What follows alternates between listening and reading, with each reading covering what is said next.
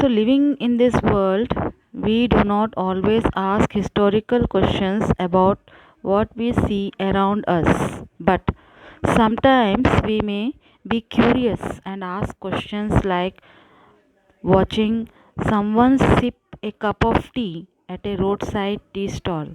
We may wonder and ask questions to ourselves: when did people begin to drink tea? Or likewise, when traveling in a train, we may ask questions: when were railways built? And how people travel long distances before railways were built. Then newspapers. While reading newspaper, you may be curious to know how people got news about things before newspaper began to printed. All such historical questions refer us back to notion of time, but time does not have to be always precisely dated in terms of a particular year or a month.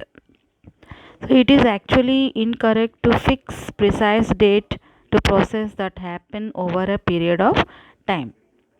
So people in India did not begin drinking tea one fine day. They developed a taste for it over time, then gradually it has been used. There can be no one clear done date for a process such as this. Similarly, we cannot fix one single date on which British rule was established, or the national movement started, or changes took place within the economy and society. All these things happen over a stretch of time. We can only refer to a span of time, an approximate period over which particular changes became visible. Why then do we continue to associate history with a strings of date? So, first only I told that it is about memorizing dates. Then let us see, this association has a reason. There was a time when history was an account of battles and big events.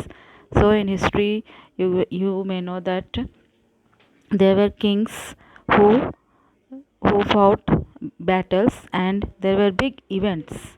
It was about rulers and their policies.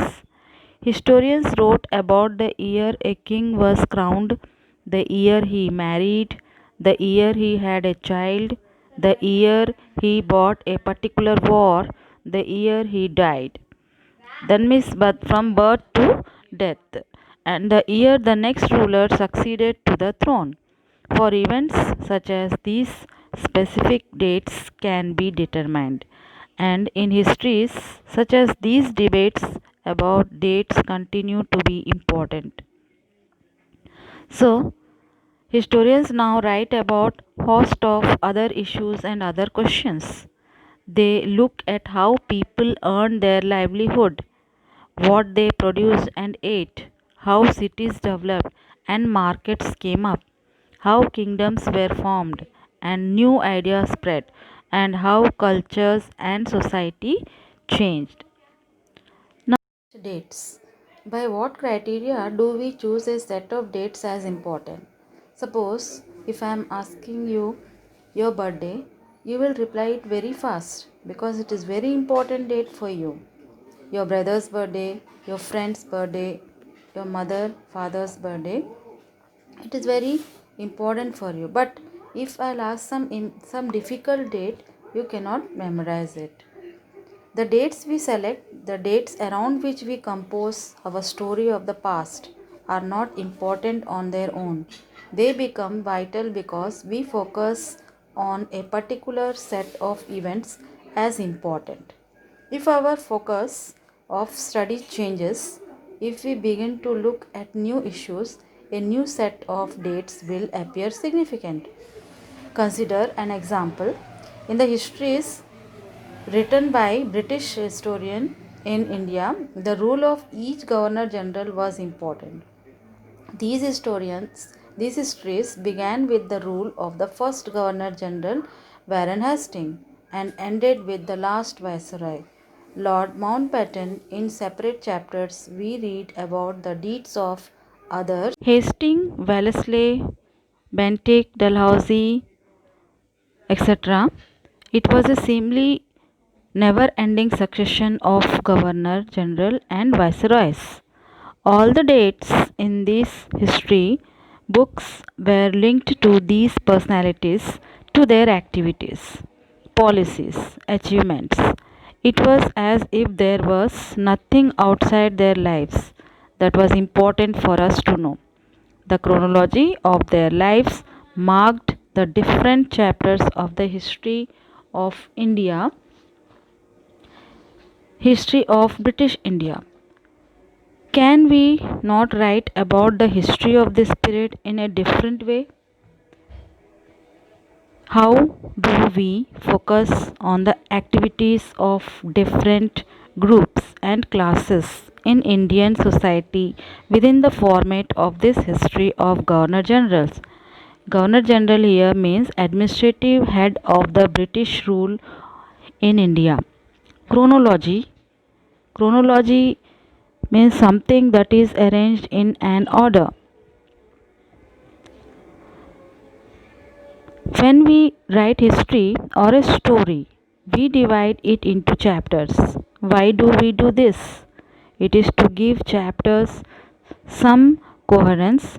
It is to tell a story in a way that makes some sense and can be followed.